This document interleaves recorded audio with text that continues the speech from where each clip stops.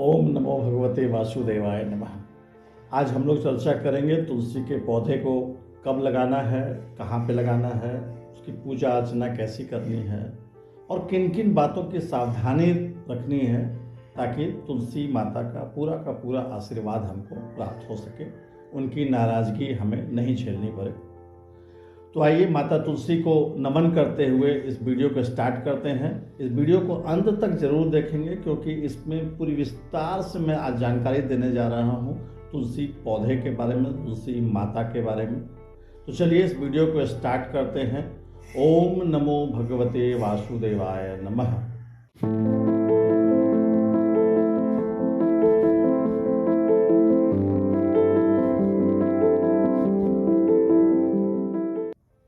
हर हिंदू परिवार में तुलसी का पौधा अवश्य होता है, लेकिन कुछ गलतियां हमसे हो जाती हैं, कुछ विधि कुछ नियम हमें अज्ञानतावश हो जाता है, जिससे हमको पूर्ण फायदा तुलसी माता का पूर्ण आशीर्वाद हमें प्राप्त नहीं हो पाता है। वैसे तो तुलसी का चौरा जिसमें तुलसी की पेड़ लगाई जाती है वह घर के आंगन के बीचों बीच लगाया जाना चाहिए, मगर अब घर तो उतना बड़ा होता नहीं है, आंगन भी धीरे धीरे छोटे होते चले गए हैं। यहाँ तक कि अब तो घरों में आंगन ही नहीं बचा है। हम फ्लैट्स में रहते हैं, छोटे छोटे घरों में रहते हैं। तो यदि हमारे घर में आंगन है और अगर सुविधा है तो हमें उसको बीचों बीच आंगन के लगाना चाहिए। अगर हमें कुछ दिक्कत है तो आंगन से सटे हुए दीवार पे हमें तुलसी का चौरा बना करके तुलसी का पेड़ उसमें लगाना चाहिए। यदि हमारे घर में आंगन नहीं है तो हमें घर के बालकोनी में, टेरेस पे, छत पे लगाना चाहिए। तो ये लगाते वक्त एक बात का ध्यान रखें कि यदि हमें नॉर्थ और ईस्ट कॉर्नर मिल जाए, यानी कि उत्तर और पूर्व का कॉर्नर मिल जाए, जिसे हम अपने हिंदू धर्म मान्यता के अनुसार ईशान कोण कहते हैं, तो ईशान कोण में अगर जगह मिल जाए तो वहीं पे हम तुलसी का गमला लगा करके उसमें तुलसी का पेड़ लगा सकते हैं। तो ये तो बात हुई कि तुलसी की पेड़ हमें कहाँ लगानी है। अब है कि तुलसी की पेड़ कब लगानी है। कुछ लोग कहते हैं कार्तिक का महीना सबसे शुभ होता है तुलसी का पेड़ लगाने के लिए। कुछ लोग कहते हैं आषाढ़ और भादो का महीना बहुत शुभ होता है लगाने के लिए। मैं कहता हूँ तुलसी का महीना आप तुलसी का पेड़ आप सालों भर लगा सकते हैं। जिस वक्त आपके हृदय में तुलसी माता याद आ जाए, या तुलसी की पुरानी पेड़ सूख गई हो, या किसी कारणवश हमें गमला बदलना हो, तो जब भी ज़रूरत के अनुसार आप तुलसी का पेड़ लगा सकते हैं। आषाढ़ और भादो इसलिए कहा जाता है क्योंकि वह बरसात का महीना होता है, उस समय तुलसी के पेड़ बहुत आसानी से उपलब्ध हो जाते हैं। तो हम तुलसी का पेड़ कभी भी लगा सकते हैं। कहाँ लगाना है, ईशान कोण पे, ये मैंने आपको बता दिया है। अब हम आगे बात करेंगे कि हमसे क्या क्या गलतियां हो जाती हैं। अब क्या होता है कि तुलसी का चौरा जब बीचों बीच आंगन में लगा होता है ना, तो आप देखेंगे कि क्या करते हैं लोग, आंगन में एक कोने से दूसरे कोने, दूसरे कोने से तीसरे कोने जो है वो रस्सी बांध देते हैं कपड़ा सुखाने के लिए। तो गीला कपड़ा जब हम रस्सी के ऊपर डालते हैं तो उससे जो गंदे पानी की बूंद जो गिरती है वह तुलसी चौरे में गिरती है और तुलसी माता का पेड़ सूख जाता है। यानी कि अर्थ क्या हुआ, जहां कहीं भी तुलसी का पौधा लगा हो, वह तुलसी का चौरा हो या बालकोनी, टेरेस, छत पे रखा हुआ गमला हो, उसके अगल बगल पूर्ण सफाई होनी चाहिए। गंदगी हमें नहीं रखनी है, अदरवाइज हमें तुलसी माता का पूरा आशीर्वाद प्राप्त नहीं होगा। तो हमने तुलसी का पेड़ लगा दिया, ईशान कोण में गमला रख दिया, साफ सफाई कर दी। अब आता है तुलसी के पेड़ का पूजा कैसे करें।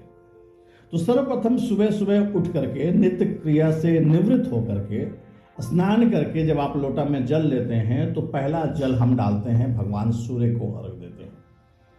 भगवान सूर्य को अर्घ देने के बाद या तो लोटे में जल बचा हुआ हो या पूरा एक लोटा जल हम और ले आते हैं और तुलसी माता के तुलसी के पेड़ के ऊपर डालते हैं।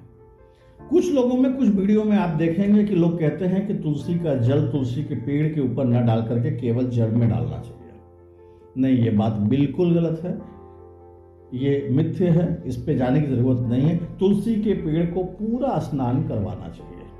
तो ऊपर से आप जल लोटा में लें, अंगूठे और आगे की 2 उंगली आप ऐसे पकड़ें और जल को अर्पित करें।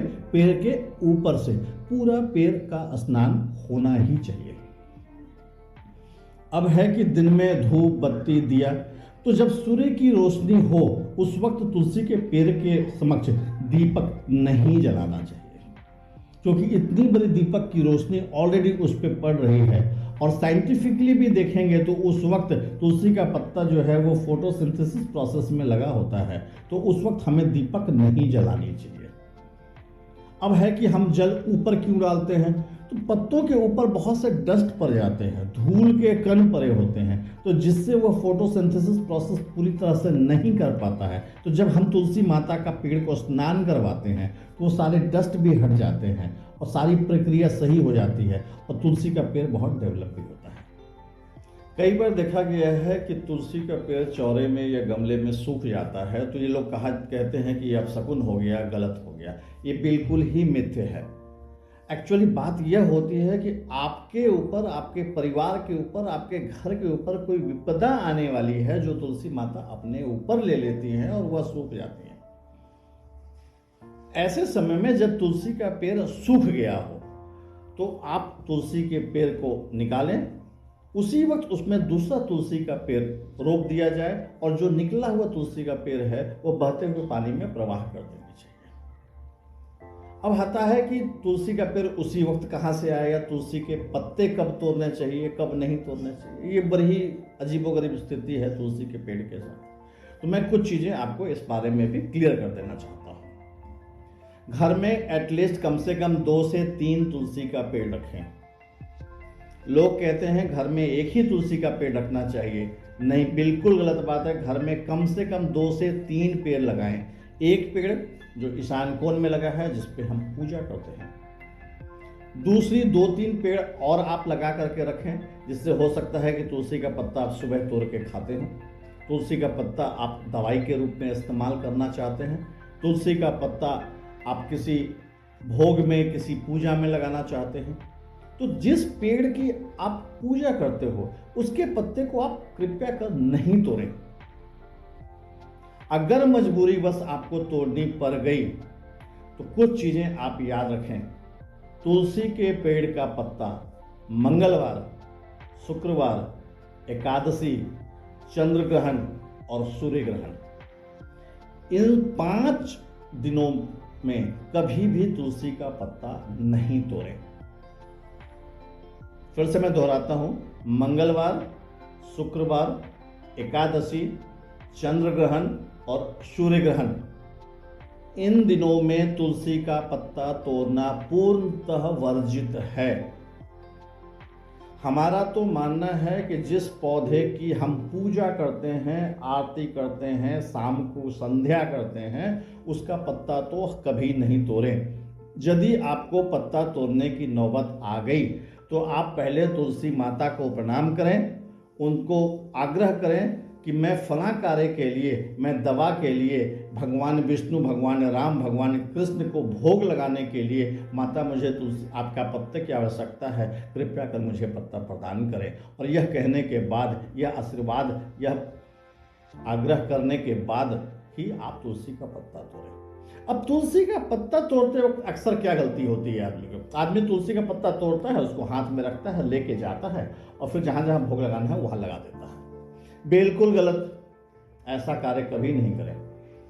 कोई पात्र लें, तुलसी का पत्ता आप पहले माता से आग्रह करें, उसके बाद तुलसी के पत्ता को धीरे से तोड़ें और पात्र में रखें। उस पात्र को ले जाकर के पूजा घर में रखें, उस पात्र से उठा करके प्रसाद में भोग लगाएं। न कि हाथ में तोड़ करके लेते गए, फूल भी तोड़ लिया, तुलसी पत्ता भी तोड़ लिया और ले जा करके यूं चढ़ा दिया। यह अनादर होता है, ऐसा कभी नहीं करें। तो हमने आपको बताया कि तुलसी का पत्ता कब तोड़ना है, कैसे तोड़ना है। अब एक चीज और बहुत ही धारणा है कि रविवार के दिन तुलसी के पेड़ पे जल नहीं डाला जाता है। वैसे तो किसी भी ग्रंथ में इस बात की कहीं भी पुष्टि नहीं की गई है कि तुलसी के पेड़ में रविवार को जल नहीं डाल सकते हैं। तो सवाल निकल के यह आता है कि जल तो हम डाल सकते हैं। बट ये क्यों मना किया गया है? एक्चुअली होता क्या है कि मान लीजिए घर में 2 सदस्य हैं, 3 सदस्य हैं, 4 सदस्य हैं। अब सबने एक एक लोटा ले जाकर के तुलसी पे जल डाल दिया। तो तुलसी के पेड़ के जड़ में यदि पानी होल्ड करता है, रुकता है, तो क्या होता है कि आप देखेंगे कि तुलसी के पत्ता का पेड़ जो है ना, कुरमुराया टाइप का हो जाता है, थोड़ा सा सिकुड़ जैसा जाता है। तो एक दिन पेड़ में जल न डाला जाए, इसलिए ही यह नियम बनाया गया है कि रविवार को तुलसी के पेड़ में जल नहीं डालना चाहिए। तो इस वीडियो में हमने क्या क्या जाना? तुलसी के पेड़ को कहाँ लगाना है, तुलसी के पेड़ के चारों तरफ सफाई कैसे रखनी है, तुलसी के पेड़ में जल कैसे डालना है, तुलसी के पेड़ में जल कब डालना है, कब नहीं डालना है, तुलसी के पत्ता को कैसे तोड़ना है, तुलसी के पत्ता कब कब नहीं तोड़ना है। इसके अलावा भी यदि आपको लगता है कि तुलसी के पौधे से रिलेटेड कोई और जानकारी आपको चाहिए, या इस वीडियो में बहुत सी चीज़ें जो नहीं आपको प्राप्त हुई है और आप जानना चाहते हैं, तो कृपया करके नीचे कमेंट बॉक्स में अवश्य लिख दें। मैं आपके जवाब के साथ में हाजिर हो जाऊंगा। धन्यवाद।